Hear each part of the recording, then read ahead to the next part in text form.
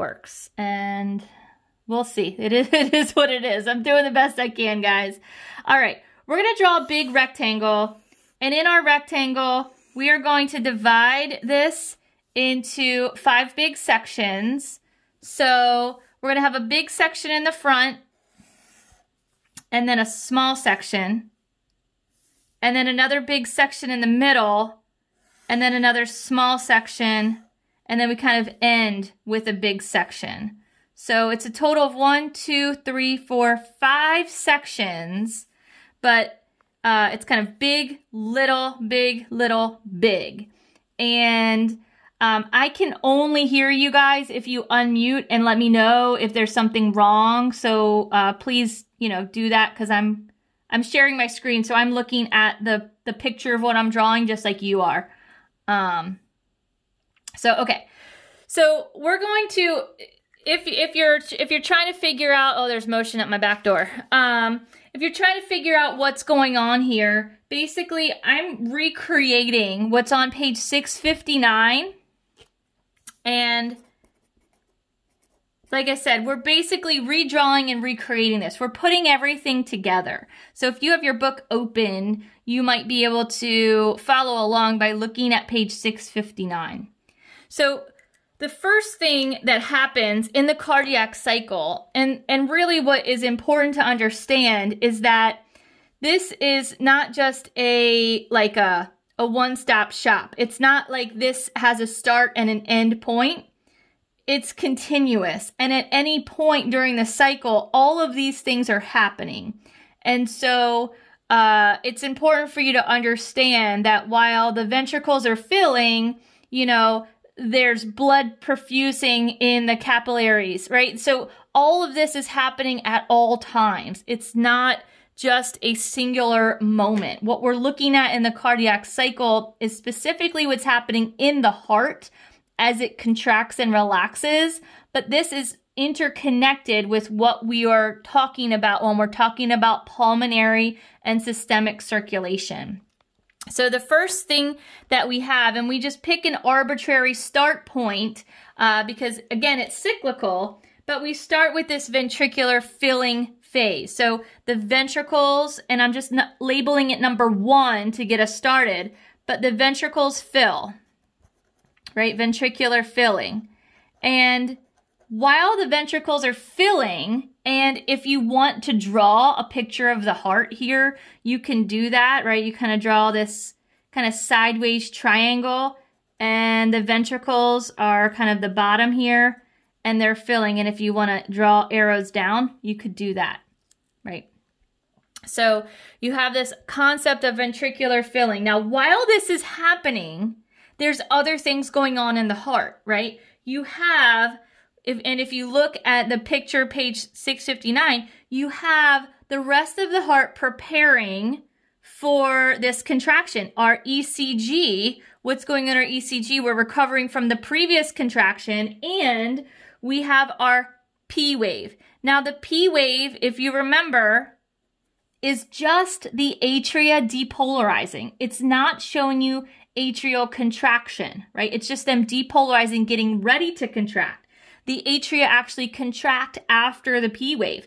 So they're contracting during this part right here, this little blip that I just drew. All right. Then, and this is not really to scale here because this is just my drawing, but then we get the next rise in our ECG, which is our QR interval. QR interval. All of this is happening during ventricular filling. All right. So we have, and you can even write on here, and if you have other colors, you can use other colors. If not, then you may want to go back and redraw this. So atria contracting, right? Atria contract at that P wave. So the ventricles fill, our atria contract, and they squeeze down whatever's left into them, going down into the ventricles. That's what we have going on in this phase. Also, if we think about what's happening with the rest of our heart, we've talked about heart sounds in this class. We're getting ready for that first sound. So our atria contract, our ventricles are filling, nothing's really happening with heart sounds. So this is heart sounds, this line here. Right, and then this second is ECG or EKG. Sorry, it's going in and out of focus. There we go. ECG. Going down a little closer for you. All right. Again, pause or just unmute yourself and let me know if something's wrong or if you're having questions, if I'm going too fast, if you can't see, if you can't hear. I'm doing the best I can here. So the next part of this is pressure changes. And yes, we're literally drawing all of this stuff because it's going to help you remember it. So pressure changes.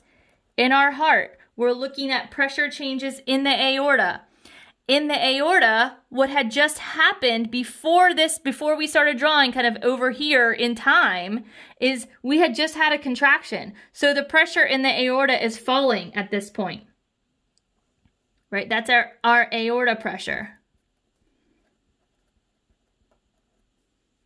Right? There's virtually no pressure at all anywhere else right now. Right? We have our atrial pressure increases just a little bit, and I'm just trying to grab different colors to represent different things here. Our atrial pressure just changes just a little bit, and that's because it contracts, right? And that's kind of right in line where atria contract. It's going to go up just a little bit, right? This is atrial pressure.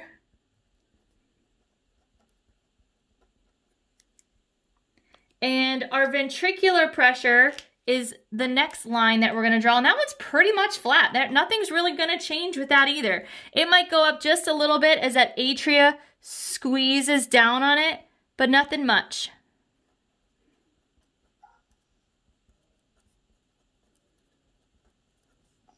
All right, are you guys following? I know I got some stuff in the way there. Let me try to move this up a little bit. There we go.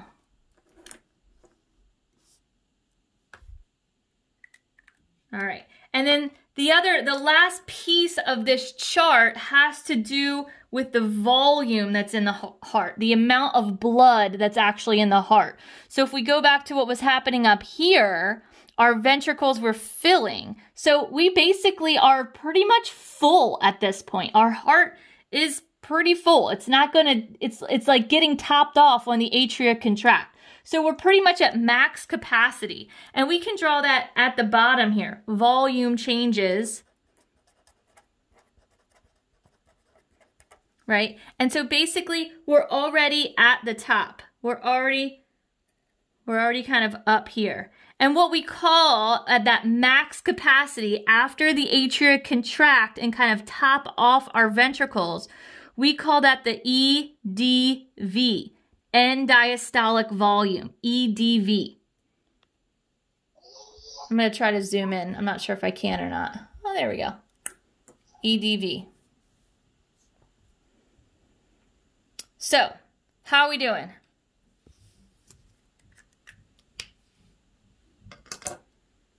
Next phase, right? We're breaking apart all of the parts of our cardiac cycle here, putting it all together, basically redrawing what we have with that image on page 659. It's an important image, guys. It's important that we know and we memorize all of this stuff. So, going back to this middle section, I'm going to try to zoom out. There we go. Going back to this middle section, and for those of you that are coming in, again, I can't really see because I have my screen all messed up here, but we basically drew this rectangle. We broke it apart into 5 segments. Our first segment is the first phase of our cardiac cycle. Then we go to our second phase, which is much smaller. Then our middle phase, which is a little wider. And then a third or fourth rather small phase, and then the final phase of our cardiac cycle. So we just did the first, the ventricular filling. Now we're going to focus on this next section here. And this next section is when we have, it's called an isovolumetric contraction. So this isovolumetric contraction is kind of like when you're squeezing something really hard, but there's no movement happening, right? Isovolumetric. Iso means the same, volumetric means volume, same volume. There's no change in volume, but there's a change in pressure. There's going to be this squeezing. The muscles are gaining tension. This is prepping for the ejection phase. So isovolumetric contraction.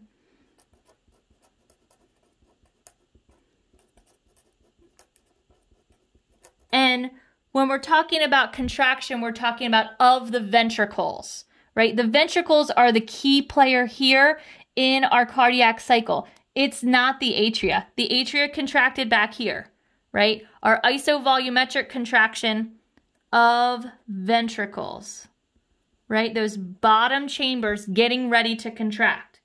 This is showing, and again, my EKG unfortunately is not to scale, but this second part is that QRS of our EKG, right? That's the depolarization. That's what EKG measures, right? Depolarization, not contraction. It's the depolarization of our ventricles. So we have our QRS, and then it kind of recovers for a minute, right? This is getting our ventricle ready to contract. Getting our ventricle ready to contract. In order for the isovolumetric contraction to happen, something must close on our heart. Ask yourself that question. Don't look at the diagram in the book. What has to close before those ventricles can contract? You should be able to picture it in your head, right? Think about what was happening here. Our ventricles were filling, so what was open, right? What was open here? Exactly, the valves. Good. Which valves? The tricuspid. Yeah, the tricuspid and the bicuspid valves, right? These are our valves, our AV valves, our atrioventricular valves. Our AV valves have to close in order for this to happen. So we can add that little blip up here. AV valves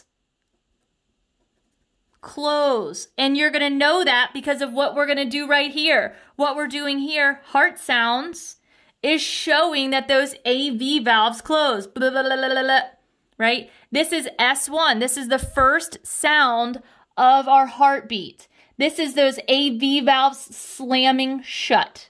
They have to slam shut in order for the isovolumetric contraction to happen.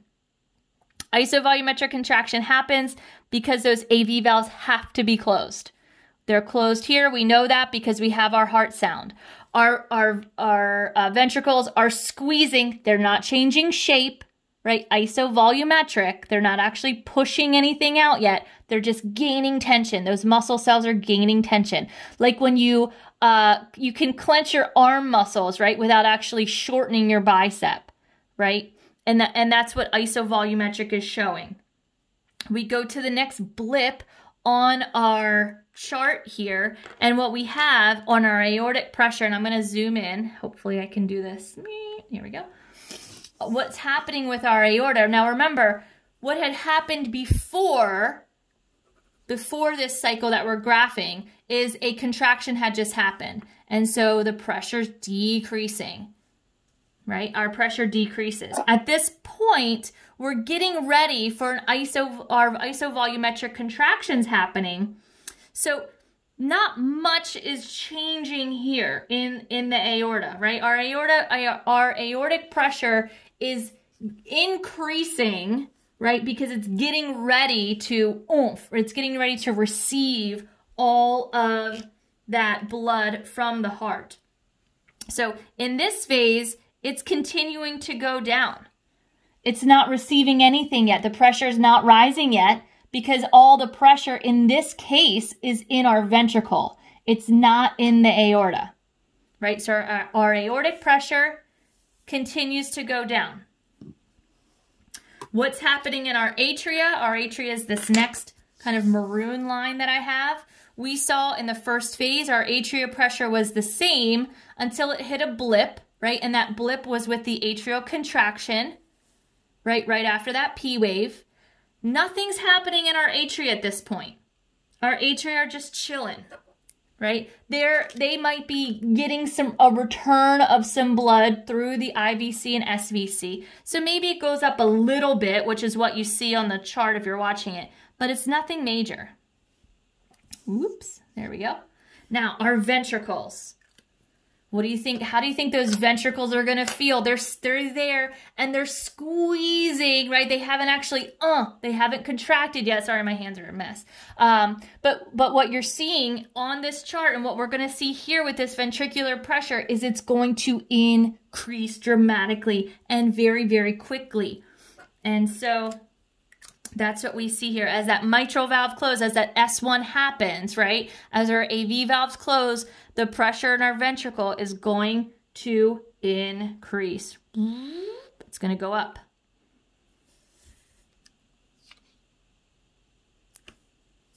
And the last piece of this, the last thing, is what's going on with the volume. What's going on with our volume? So we had our end diastolic volume, right? We had this bottom graph is our volume change. Nothing much happened. It kind of got topped off. Our ventricles got topped off with that first phase of the cardiac cycle. Here, we're not ejecting anything. So here our volume stays the same. Nothing happens with the volume. It stays the same. We're still at our EDV, end diastolic volume. Nothing's happening because it's isovolumetric contraction. I'm going to zoom out. You can see all this big picture. Whoops. It's going to feel good to draw this out, guys. If you haven't been drawing things, this is going to be a game changer for you in anatomy. Drawing helps everyone. It's visual. You have to do some thinking and some kind of problem solving when you do it. It's good, good, good. Okay. I'm going to pause.